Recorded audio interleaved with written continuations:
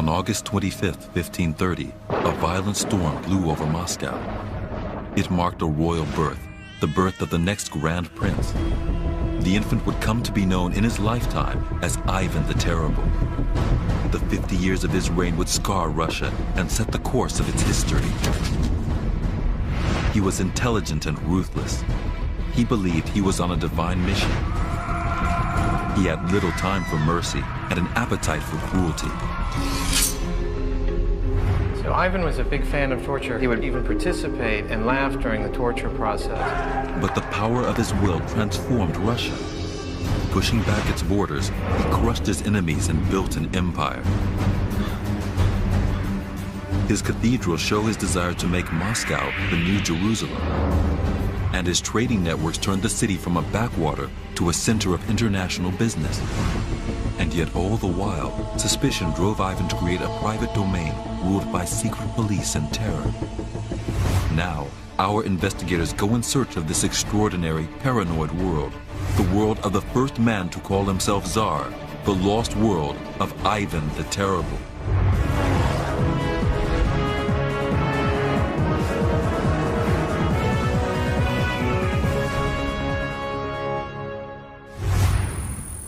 Less than 500 years ago, Russia was still locked in the Middle Ages.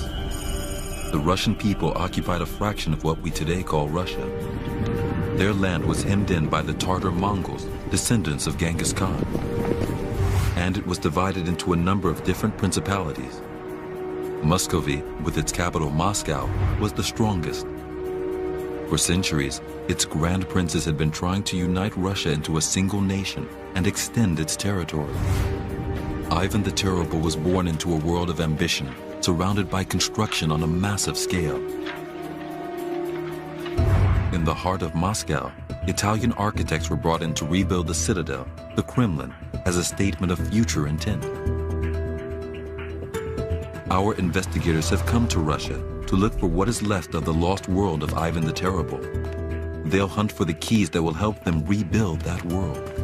Mike Schuler is an engineer specializing in the restoration of ancient buildings. He wants to see the physical changes that Ivan brought to his kingdom. Well, I'm fascinated by Ivan's use of wood to build churches and massive fortifications, so I'd like to learn more about that. And also how they began to use stone and brick for their monumental structures. As a founder member of the Moscow Architecture Preservation Society, Guy Archer wants to know what these buildings can tell us about the man and his own personal world. What I'm hoping to find are more the concrete signatures of Ivan the Terrible, his mark on architecture, on the buildings that still exist, and what we can find from those buildings, and how we can develop a better understanding of that period of time. Their journey starts at Kolmenskoye, a park on the southern edge of Moscow. The first of Ivan's great monuments stands here. 190 feet tall, it's the Church of the Ascension. Today, the church is undergoing much-needed restoration. Mike Schuler has climbed the spire with Professor Robin Milner-Gouland, an expert on 16th century Russia. This tower is really quite an innovative bit of construction for the time, yes? It is, yeah. They'd never put up anything this height in masonry. There were wooden churches before, of course, that went up this high. But this is an attempt to make a stone version of a wooden tent or spire church. And to do that, of course, they had to have an enormous mass of masonry. Yeah, the walls down at the base are over 9 feet thick. They didn't use buttressing, such as they would have done in Western Europe, and they relied on a huge mass of material. Monumental structures in Western Europe used buttressing to go upwards, but Russian builders used a cruder system, an enormous amount of stone. The Church of the Ascension was intended to make a bold statement, and spires like this would become the most distinctive structures of Ivan's reign. It wasn't built by him, but by his father. Grand Prince Vasily had been waiting for an heir for 25 years. And when Ivan was born in 1530, he built the church in celebration. In its time, its design was utterly unique, both on the outside and on the interior. The entrance has to be approached via a grand canopied staircase, which leads to a raised terrace running around the perimeter of the entire church. the terrace is raised quite high with 3 sets of stairs on 3 of the 4 sides. Very dramatic, very sharp turns, great for processions and ceremonies. And because it's on a hill, it can be viewed by a great many people. Ivan was only 3 when his father died. From an early age, he was strong-headed, athletic, and aggressive. It's said that he loved to hunt. A dedicated Christian, he thought nothing of standing in religious observance for 5 hours at a time. As he walks around, Guy finds more and more details to indicate this church's strong personal connection with the young heir. He discovers a remarkable feature built into the wall. Looks like I found a throne. Imagine this is where Ivan would have sat, watching the river, which is kind of amazing. It's a symbol of a dynasty and the destiny to which Ivan was born. The location of this church is very important. Because it's on the outskirts of Moscow, it would have been one of the first structures people saw as they approached the city. Clearly the building is about symbolism. It's not about this chapel. It's about being something much bigger. And basically it symbolizes the power of Ivan. And the Church of the Ascension's impact is all the greater as it was built on the side of a hill. Mike Schuler has been looking into how the builders managed to secure it into the slope. Well, the key to making this tower work and the real secret of its construction is the foundation. We've got a huge, massive tower built of brick and stone. And they chose to place it right on an unstable bluff overlooking the river. So the foundation itself ranges in thickness from 25 feet up the hill to over 40 feet thick down the hill. So it's this massive, incredibly huge foundation piercing like a tooth down into the bedrock below. This foundation plinth locks the church into the hillside and stops it from sliding into the river below. The interior space of the church is very small. It's a consequence of the Russian builders' limited expertise. In Ivan's time, this did not matter. This was not a church for the common people. What was important was the impact that it had on the landscape. Inside, the church has barely enough room for 20 people. But with its monumental tower supporting an 8-sided tent roof and soaring 190 feet into the sky, this was a structure to be seen and admired from afar. In Ivan's time, only a small elite would ever have stepped inside. And it was this elite world in which Ivan grew up. He suffered an unhappy childhood. Both his parents died when he was a young child. It was rumored that his mother was poisoned. The Russian nobles, known as the boyars, jockeyed for power and influence over the young prince. They created an atmosphere of intense rivalry and political intrigue. Murder at court became commonplace. Ivan grew up to be distrustful of everyone and resented the boyars' control over him. History paints a picture of a disturbed child. Legend has it that he liked to throw live animals out of the windows of the Kremlin onto the streets below. His early life was a fight for survival, but he learned from it, and he wanted more. He wanted to wrest power away from the boyars and take control of the country for himself. So in 1547, when he was just 17, he organized his own coronation. He didn't take the title Grand Prince like his father. Instead, he had himself crowned as Tsar, the Russian for Caesar. By calling himself Tsar, Ivan was claiming a divine right to rule Muscovy as its sole leader. He made clear his intention to create an empire. He marked his coronation with the building of another church, the Church of the Decapitation of John the Baptist at Dyakova.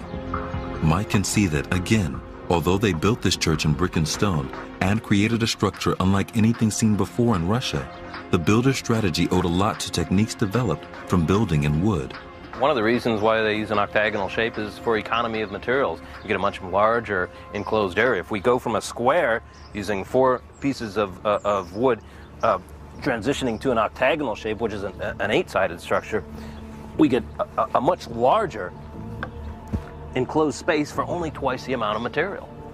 And second reason really is for structural stability. An octagonal shape is much more stable and better able to resist lateral loads such as from wind. The Church of the Decapitation of John the Baptist at Dyakova has a central octagonal tower with 4 chapels positioned around it. Ivan came and worshipped here when he first declared himself Tsar. And here, he convinced himself of his divine mission to transform Moscow into the New Jerusalem and make Russia a holy empire. To fulfill this mission, the time had come for war. Our investigators have already seen two remarkable religious structures from Ivan the Terrible's early life.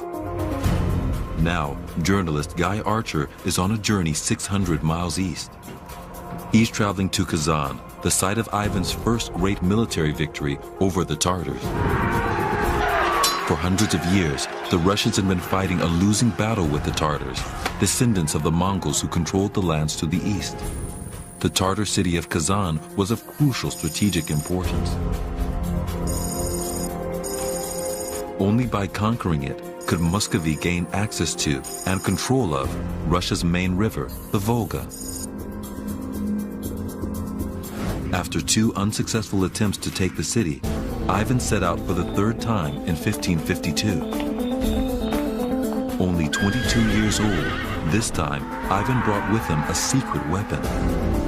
Weeks from home, in hostile territory with few natural resources, Ivan's previous attempts at conquest had convinced him of the need for a secure base. So now, he brought his base with him.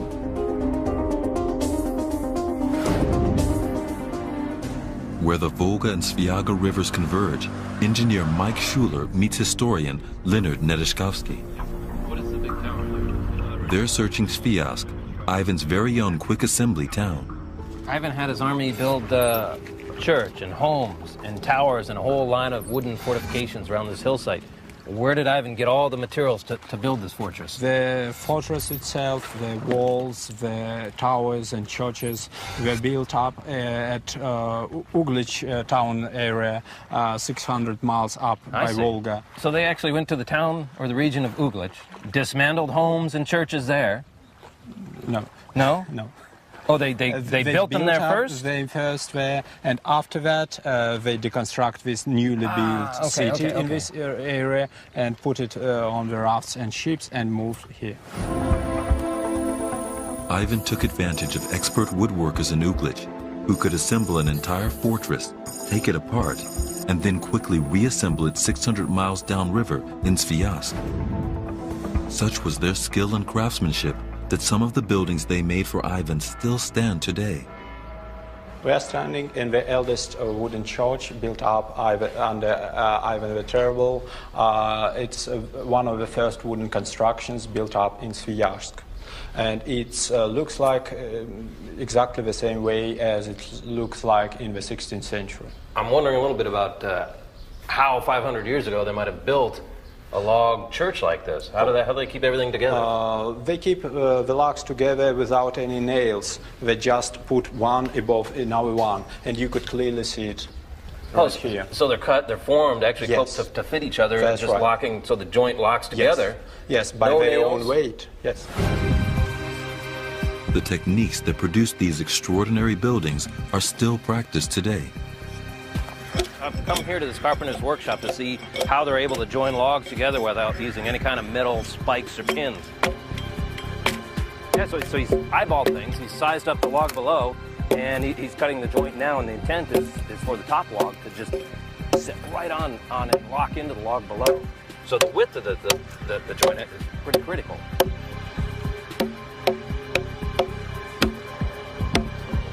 Hey, can I try? Okay, here and here. Look, you see it? Oh man, that's really sharp. So. Oh, good.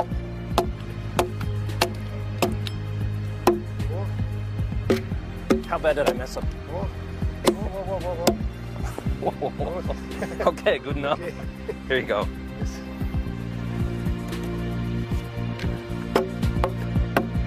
Okay. Okay. Hey, good job. Looks great. Tell you what, a sharp tool, skilled hands, got a pretty quick wood joint. So let's roll it into place. Look at that, locked right into place. So I've just learned how you can build a wall without any kind of nails. It fits tightly together. These quick slot-together techniques enabled Ivan's men to assemble Sviazk's principal buildings almost overnight. Within a month, it was a fully functioning garrison town, complete with churches and barracks. Although some buildings still survive, traces of the fort that was the center point of Ivan's garrison town are harder to find. So the fortress would have covered this whole area, but I'm curious to know, would it have looked like this in Ivan's days? No. All the hills was covered by trees, and they have to cut all these trees to build up the city with its walls, towers, churches, and houses. So on this hill, they cut down all the trees, Yes, and then probably use shovels and picks and spades to level the ground as well. So we're here at the base of the hill, but I'm seeing some old logs and remains of some structure. What is this? What are we seeing here? We are standing at the top of the basement of the Sviazhsk city walls. They were wooden, built up from the logs and filled by the earth and stones. And above these constructions were wooden walls through. So a big tall wall in the front, reinforced with logs coming into it and filled with dirt. Yes, it is. A good defense against people. How tall would that have been? Up to 20 feet. That's a good defense. Any other means to keep to help defend this fortification? They have at least 20 towers. To support 20 towers, Ivan's fortress needed to be extremely strong, strength gained from novel construction techniques. They used kind of an interesting form of construction. They had a continuous series of overlapping logs at the front and stiffened by periodic cross walls here every 12 to 15 feet. And so in that fashion, this form of construction formed a continuous chain of interlocking log cells called the terrace wall. And the log cells are actually filled with some type of rubble, either earth, soil, rocks, and that makes it better able to withstand artillery fire. We can now reveal what the fortress of Sviazhsk, with its ditches, three-story watchtowers, and ramparts hiding stake traps, looked like.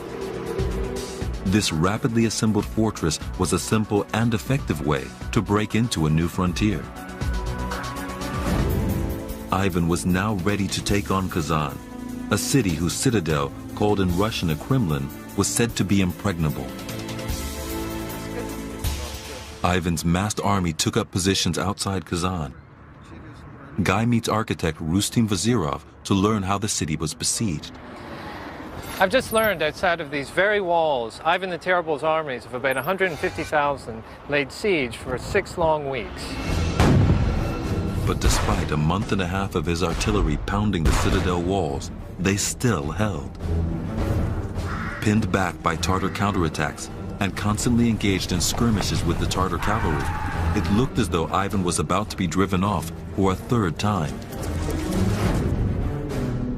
Desperately searching for a way to get the upper hand, Ivan ordered his engineers to get underneath the Taitskaya, or secret tower, in the Kremlin wall. In this area, the armies of Ivan the Terrible tried to dig underground and blow up the Khan's water supply. They did blow it up, but the Khan found a water supply further down in the ground and thwarted Ivan's attempt to cut all the water off. In one final attempt to break through into the city, Ivan's engineers positioned strategic mines in tunnels underneath Kazan's fortress walls. In a single moment, 3 massive explosions shook the citadel of Kazan. The Tartars were astonished to discover that the mines made 3 breaches in the walls of the Kremlin. A bloodbath ensued. Muscovite troops plundered and looted everything in sight. The streets of Kazan were said to have been stained red. A humiliating defeat had been inflicted on the Tartars. One of the first things Ivan did when he conquered Kazan was to commission the construction of a new Kremlin. It's hardly been altered since Ivan's time. The defeat of Kazan established Ivan's reputation as a conqueror and began Russia's conquest of the East. It was a major turning point, and Ivan was determined to build a monument that would reflect the full glory of his victory. Our investigators have learned how Ivan the Terrible began the conquest of the East by transporting a ready-made wooden fortress more than 600 miles into hostile territory. and how the victory he won with it had dramatic repercussions for the future of Russia by opening up vast swathes of new land. Ivan, the returning hero, now wanted a lasting symbol of his victory. In celebration and thanksgiving for his triumph, work began in 1552 on Moscow's most famous landmark. Originally named the Cathedral of the Intercession on the Moat, it has become known as St. Basil's after the saint who lies buried in its grounds. Journalist Guy Archer now meets Professor Robin Milner Gouland to find out about the history and symbolism of the cathedral. You can see it from so many different angles in so many different ways throughout the city. You can see it literally from different angles and also metaphorically because it means a lot of different things. When you see it from the far end of Red Square, it looks like a fairy tale confection that floats in the air. From down below, from the Moscow River bank, it looms over you. From close to, as you go in the door, it looks like a brick castle.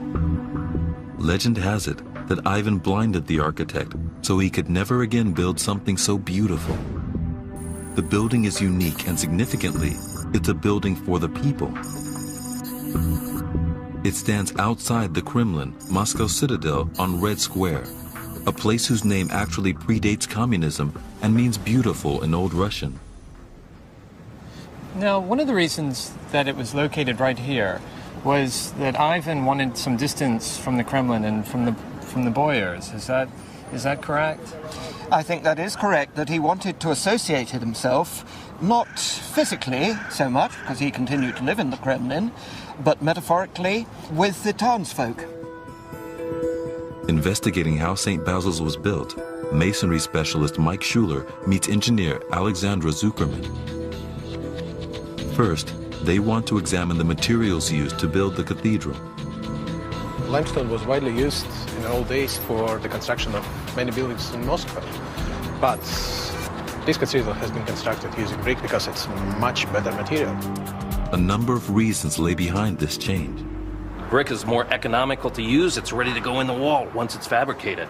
Whereas a piece of limestone requires a high degree of tooling and a high level of expertise for construction. It's more durable. Brick masonry is more elastic and better able to withstand and handle the deformations over time. So let's do it. Sure. Granted special access to the normally off-limit upper gallery, Mike and Alexandra want to understand the reason behind the shape of the cathedral's dome. Onion-shaped cupolas and colorful gables are everywhere. Each dome is unique. What is the reason or the purpose behind the shape of this dome? One of the reasons is for snow to fall off from them. So in a northern climate, they use this shape to shed snow, whereas if they used a spherical dome, the snow would stay up on top. And also for aesthetical reasons too. Aesthetics, yes, it's beautiful architecturally. Mike has discovered that when they were putting a circular-based dome on a square or octagonal structure beneath, the builders of this cathedral had to find a way to solve an age-old architectural problem, fitting a square into a circle. They had to find a special transition device called a pendentive that could be concealed within the architecture of the building. One thing I've noticed is that many of these churches use what is called a pendentive, a device that enables the builder to transition between a spherical dome and a square room below. And a pendentive, by definition, is nothing more than a triangular segment of a sphere. So we have an orange here, which is a pretty close approximation of a sphere, and with only 3 cuts of the knife, we can actually make 8 pendentive shapes, which allows us to transition from the dome above to the corner of the room below. Using pendentives enabled the builders to create complex and magical structures, bringing together different forms rising high into the sky. But the variety of different forms are all harnessed to promote one central message, a declaration of triumph. Why did Ivan the Terrible build St. Basil's? He built it to celebrate his great victory over the Tatar kingdom of Kazan, which seemed to him like a crusade. He hurried back and entrusted 2 Russian architects with planning a building of 8 chapels, several of which are dedicated to events in the siege of Kazan. And the central chapel is dedicated to the Pokrov, a Russian feast day commemorating a miracle whereby the protective veil of the Virgin Mary was cast over the people. The victory over Kazan is commemorated throughout the cathedral. But there is also much symbolism pointing to what Ivan saw as Russia's sacred destiny. Now, clearly, this is a building of immense symbolism. What's at the core of this symbolism? It represents a city.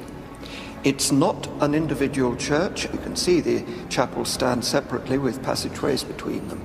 And what's the city? The city is Jerusalem. Throughout the 15th and 16th centuries, Muscovy's grand princes and priests had developed the idea of Moscow as a holy city. This cathedral connects it with the holiest city of all.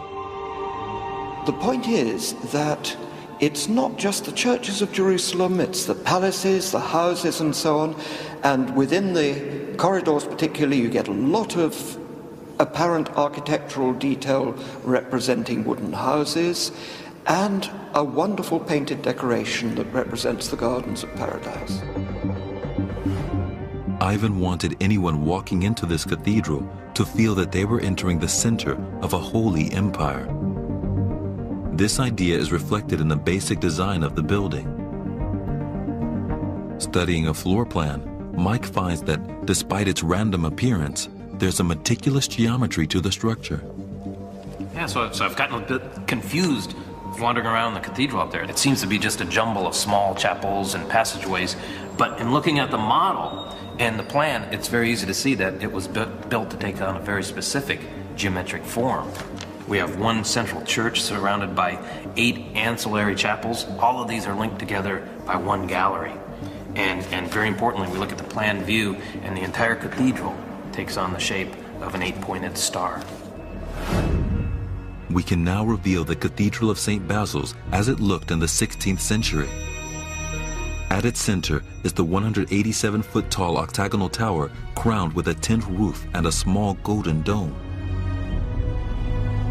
Encircling this are 4 large and 4 small domed chapels, the domes of which in Ivan's time were helmet-shaped. And this grand design represented a vast conceptual map of Jerusalem, a symbol of Moscow's destiny to become the new center of the world. Having subdued the Russian East and glorified the Muscovite capital, Ivan the Terrible now turned his gaze westward toward the riches of Europe. Our investigators are in Russia, investigating the legacy of Ivan the Terrible.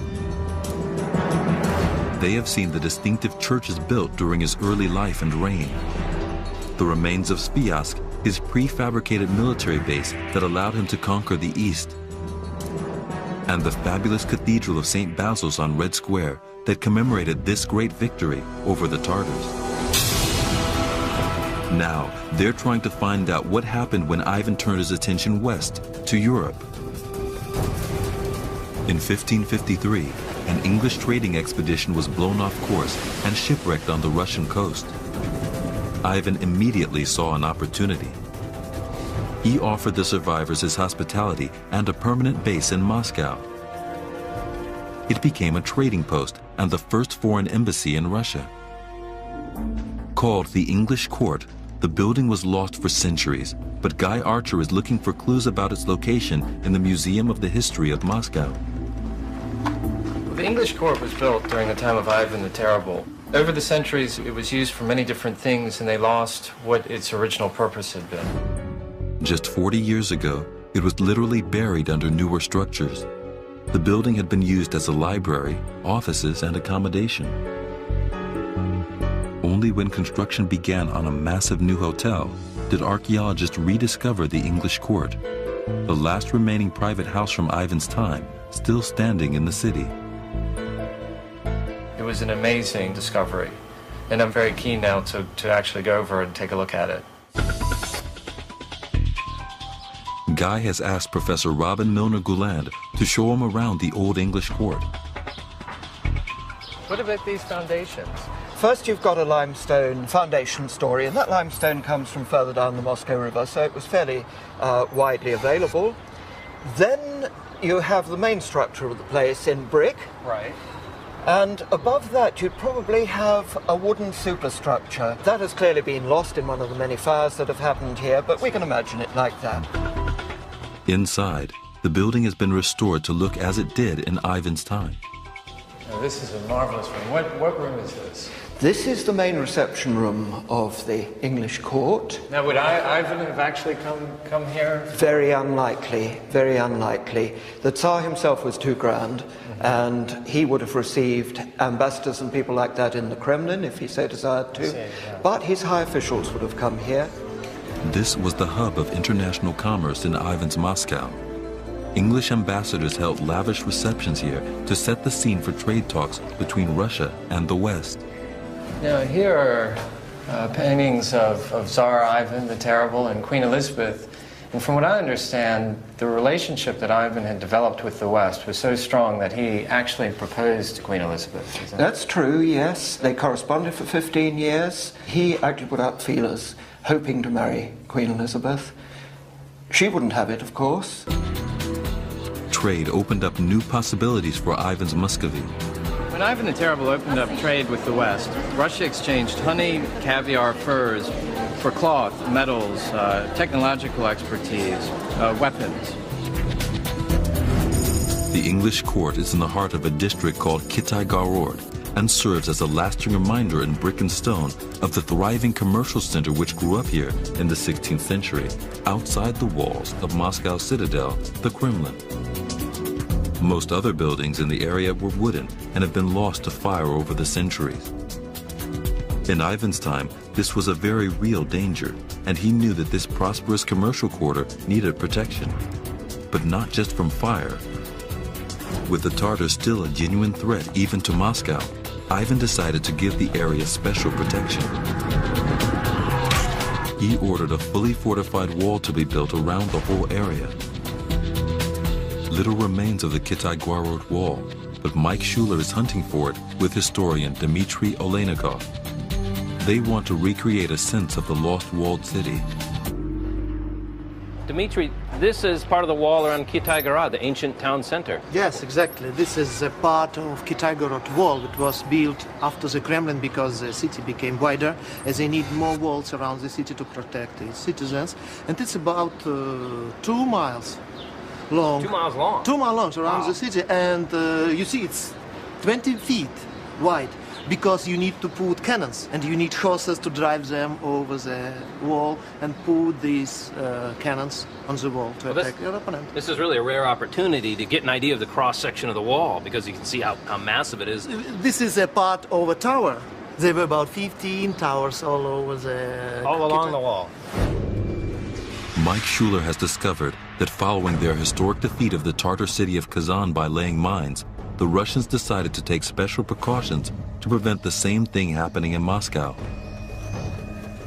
Well, I found something out very interesting about the walls of the Kitai-Gorod. All along the wall, they had a series of towers, and in the foundation of these towers, special galleries where the walls were actually hung with thin copper sheets as a form of an early warning system to detect any type of enemy movement. So I've set up a little bit of an experiment. I've got a fellow digging a hole out here to make it sound like enemy mine activity. And on the inside of this wall, I've got a little copper sheet hung up there. So I'm going to go inside and see if this system might actually work.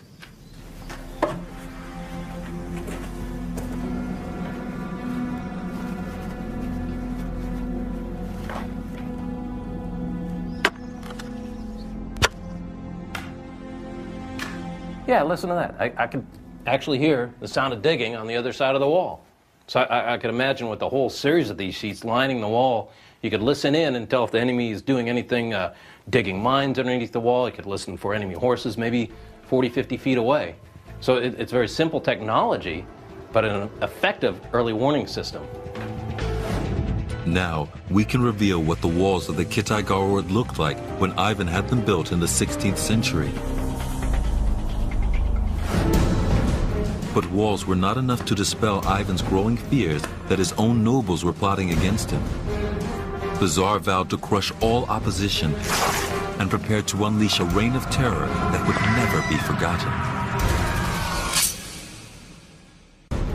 Ivan the Terrible's early years had been devoted to the conquest of the Tartar territories to the east.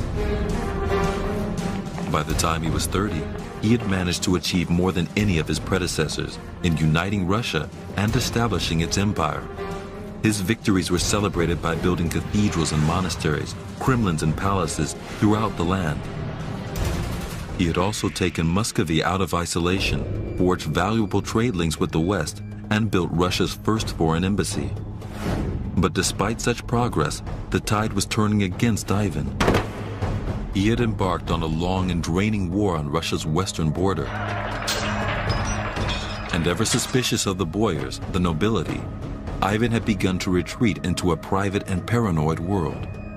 He saw treachery all around him and felt the threat of assassination everywhere. His final years were spent in constant fear. Guy Archer has come to explore the dark world of Ivan the Terrible's court during the final years of his reign. He has discovered that in 1564, Ivan had a breakdown from which he never fully recovered. He left Moscow and wandered for a month, finally finding refuge in his father's old hunting lodge at Alexandrova Sloboda, 60 miles northeast of Moscow. In 1565, Ivan divided the country up, keeping all the best territory for himself and leaving the rest for the boyars. He called this territory Oprichnina, which translates as a land apart. The remaining land was called Zemshchina, and Ivan wanted to keep the two completely separate. He even passed a law forbidding direct contact between them. Guy has met up with 16th century historian Leonard Nedeshkovsky to learn more about the Oprichnina and what it meant for Russia. The purpose of it probably was to crush the opposition to his rule and to unite Russia. Ivan wanted total control of his territory and demanded absolute loyalty from the people in it. He created a powerful force, 6,000 strong, recruited from all ranks of Russian society. This was Ivan the Terrible's secret police, the Oprichniki.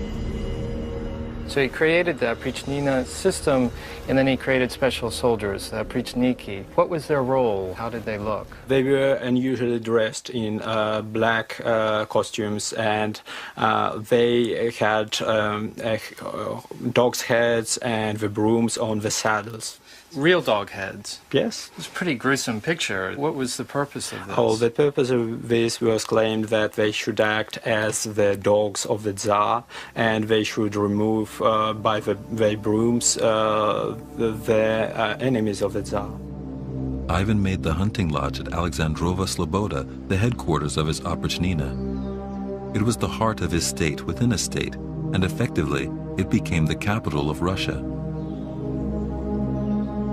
Alexandrova Sloboda is now home to a convent. Its tranquility today is in sharp contrast with the most turbulent time in its history, over 400 years ago.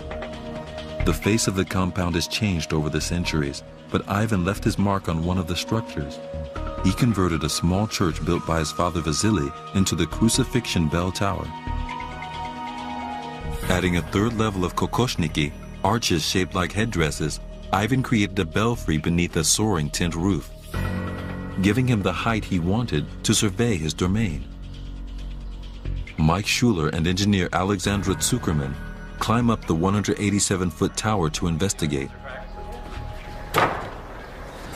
Finally made it up to the bell level. Yes. That's an impressive tower. It must have dominated the skyline. You can see forever in every direction. You can see 10, 15 miles around. I know towers like these were used to signal for services for the church, but that must have served some other purpose, yeah? Yes, there were also the watchtowers, right? They conveyed the messages. Right, and a great symbol of pride and the power of Ivan. Yeah. Some of these bells are massive. It must have taken a lot of effort to make one. Often they did the bells before the tower, and then build the tower around and up the bell. So they would cast the bell right down at the base of the tower? Yes. Ah, that's a good solution. The vertical soar of the bell tower was another manifestation of Ivan's power. Bells were not only used to summon people to church services, but also to convey messages and send out alerts for war. Mike Schuler has discovered that there were walls beyond the existing territory of Alexandrova Sloboda. Well, yeah, I can see his earthworks here that it's clear that the original boundary of the monastery was much larger than what we see today. As a matter of fact, I've just discovered that Ivan had set up a series of checkpoints within a 2-mile radius of the monastery, and his people had to show identification cards to enter or leave. So in a sense, he set up this military state of control for the entire region. Ivan turned his father's hunting lodge into a combination of secret police headquarters and monastery. Styling himself as the abbot, he expected his men to show as much devotion to prayer as he did. The mornings were dedicated to Mass, which lasted 3 hours.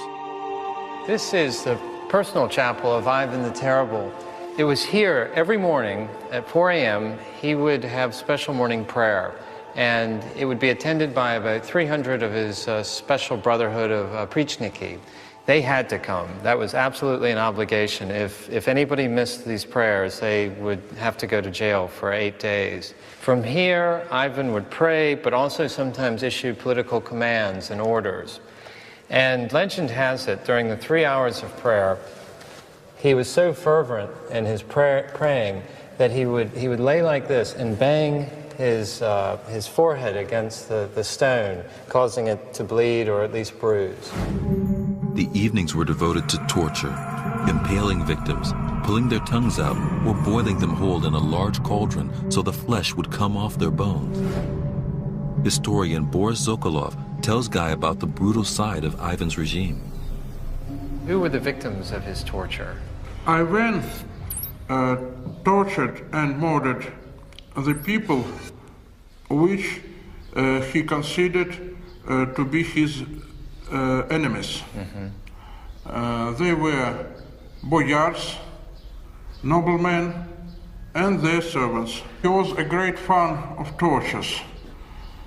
He fried people, he boiled people, he hanged people, he beheaded people. How many victims do you think there were in the end during the time of Ivan?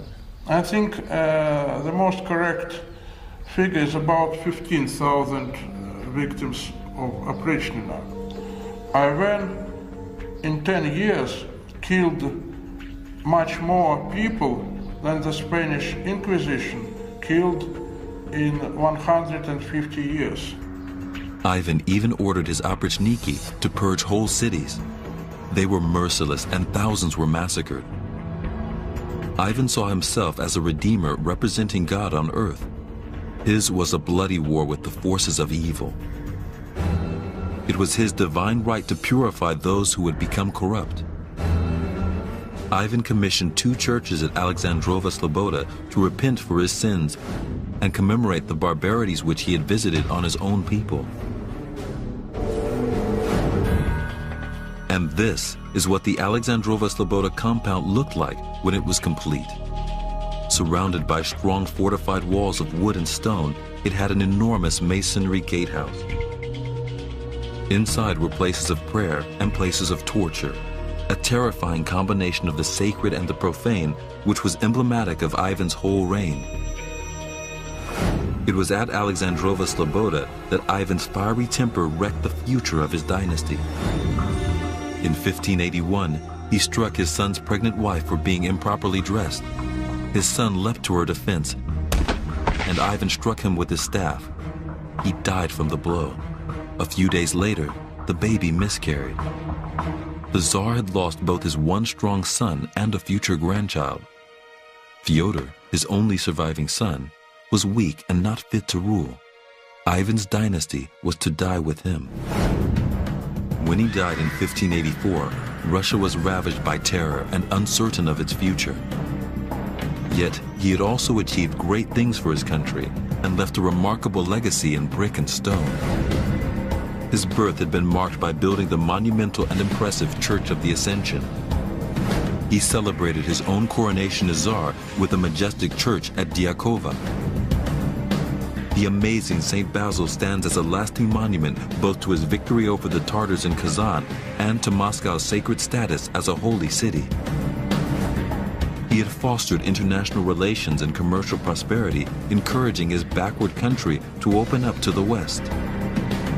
Yet in the end, his fear of opposition and his growing madness almost destroyed the country he had fought so hard to make great.